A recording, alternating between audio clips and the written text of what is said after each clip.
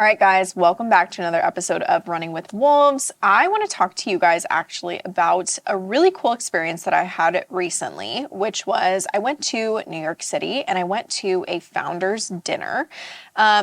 And it caused me to have a lot of reflections, honestly, about like my own, I would say like upbringing and my own experiences within the corporate world and just within being a female founder and business owner that I want to have a conversation about because I think it's just worth talking about in general. You guys know that I have always been very much an advocate for women's success, really tough, driven women who just are ball busters and just want to get shit done.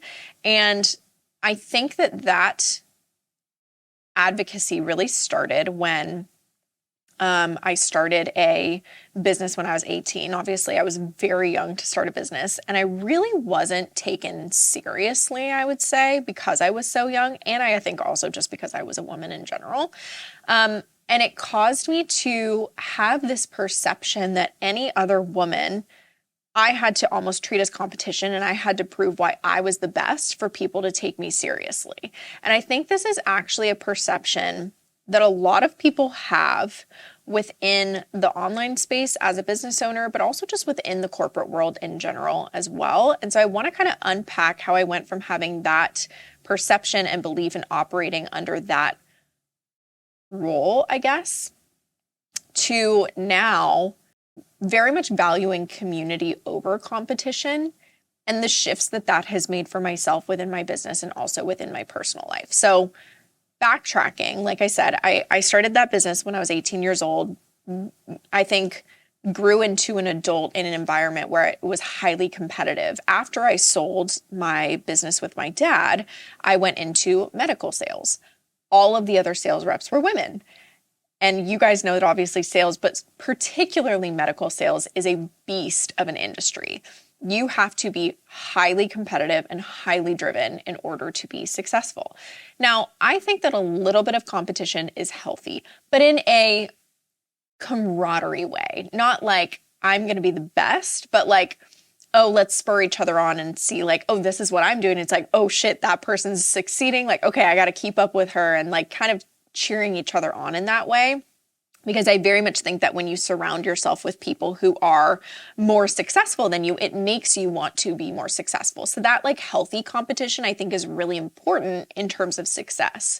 But what I don't think is important, or what I think is so frustrating, honestly, that I think is just like placed on us by the patriarchy, honestly, is this belief that like in order to be successful as a woman, you have to be the best and no other woman can come close to you, essentially. So I'm really over this like bullshit competitive spirit, honestly, and that was the point of this episode.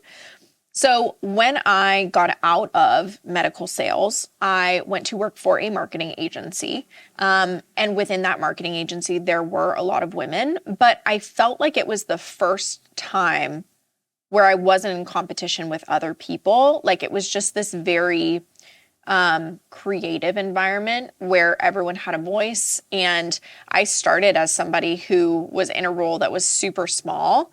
And so I really didn't have like a lot of say with these accounts that we were working on. But during team meetings, I was still bringing up ideas and they were like, oh yeah, wow, that's actually super interesting. Like, I love your idea on that. And it was the first time where I was exposed to this like community over competition environment. And it honestly was such a breath of fresh air where I was like, wow, okay, maybe it is possible for a lot of women to succeed at the same time in the same space, in the same industry, in the same company. You don't have to have this like competitive, spiteful spirit in a way. So obviously you guys know that when COVID hit, my hours got slashed with that marketing agency.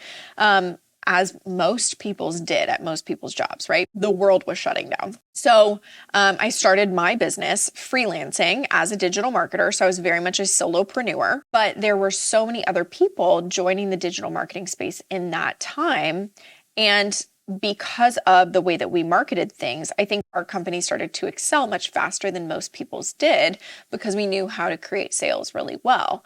And so because of that, I think it fed into this competitive spirit that I had that had been created from a really young age and made me again operate in this perception that like, oh, I have to be the best of the best, like no other woman can come close, blah, blah, blah. And it wasn't until I actually met my current business coach, who I've been with for at least 2 years now, maybe going on 3, I don't remember. It's been a long time. And we were having this conversation about a couple of her other clients, and we were in a very similar industry and space. And I remember saying that like one of the people who I had been talking to, one of my leads, actually signed with her other client. And she was like, okay, cool. And she just moved on. And she was like, okay, so like, what are we going to do about your content and your sales and blah, blah, blah. And I'm like, no, I don't think you understand. Like, they signed with them. And she was like, yeah, and what?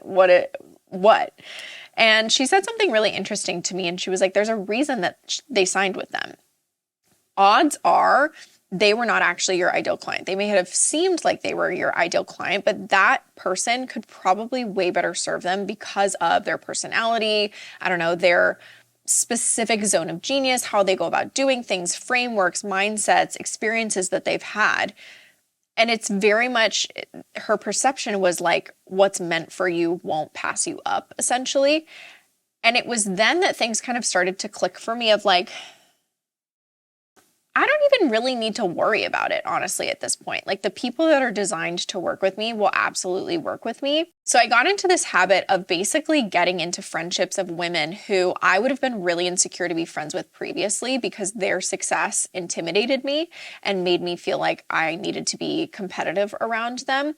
And it has changed truly my life. And I think, so what was so cool about this founders dinner that I went to in New York was my business coach hosted it. It was a room of 20 people. I would say 5 of which were women who were also at the same level as me as business owners. We were all multiple $1-million founders who were running really successful businesses, big teams. And I'd never been in a room of successful women like that where I didn't feel on edge, where I didn't feel competitive, where I didn't feel like, oop, I got to watch my back because this person's going to try to like steal my trade secrets or steal my clients or something. I just was like, this is just so cool. And we went around the table and we were asking each other questions of, you know, things that had contributed to our success. And I heard people talking about their systems and their processes and how they went about doing things and the hires that they were making and what they were seeing working in terms of content and marketing and sales and things like that, where I'm like, this is a table of people that you would truly never get access to or think would be talking as openly about their success as they are. And yet no one here is acting weird. No one here is putting each other down. No one here is like acting all insecure. And as a matter of fact, a lot of those women have actually referred me clients. I've referred them clients. And even because of that, I've had a couple of those women reach out to me. I went through a really big personal challenge like this month, and I've had a lot of them reach out to me and be like, hey, I saw that you were struggling with some stuff. Are you good? And I've never had that relationship with other really successful women to the point where like we didn't have to be competitive, you know, like it could really just be this community of really successful women who cheered each other on and spurred each other on. And were so secure and confident in and of their own selves that they just were like, okay, yeah, it's good. If they want to sign with you, awesome. Like, you take them. And like, if they're not a good fit for me, I'm going to refer them to you and vice versa. So I think that at the end of the day, if you are anyone like me who is very like type A, very driven, very competitive, I want you to really think through, because this is a question that I definitely ask myself, is like, how much can I achieve on my own? And how much can I achieve with the help of other people if I stop looking at them as my competition and start looking at them as people who I can learn from, as people who I can get referrals from, as people who I can get support from, and I can do the same for them. Because when you have a network of people supporting you, you are so much more successful than you could ever be on your own.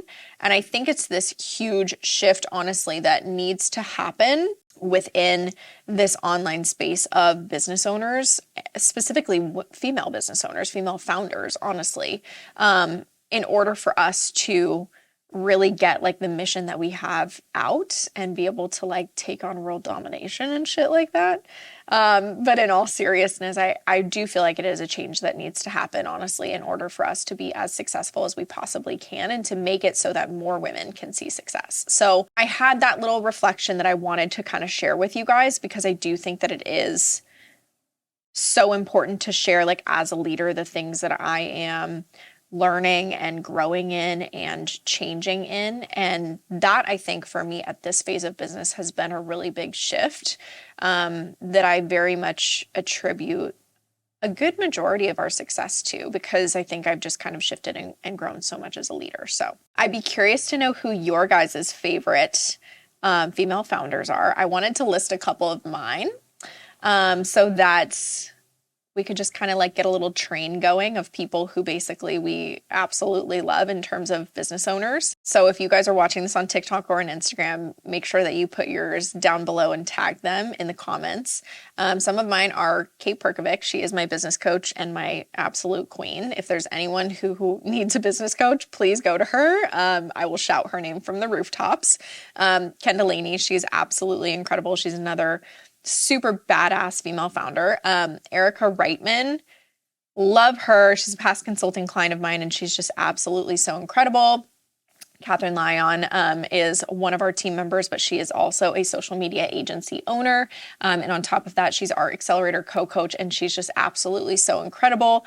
And then I also wanted to shout out Gabs and the AHA girls. They're just so talented, and they're our operations team, but obviously they own like an operations agency and everything. So like I said, I think it's just so important for us to genuinely have community over competition really as kind of the forefront mindset that we have as leaders within our industry. So I wanted to kind of start that trend a little bit. So if any of you guys have thoughts about your experiences when it comes to competition or community as a female founder, I would love to hear your guys' stories. So definitely put them in the comments below. And I'd love to just kind of open up this conversation and hear what you guys have to say. So I'll talk to you guys in the next episode, but I hope you just enjoyed kind of a little story episode, if you will, and just a reflection from me. But I'll see you guys in the next episode. Bye, guys.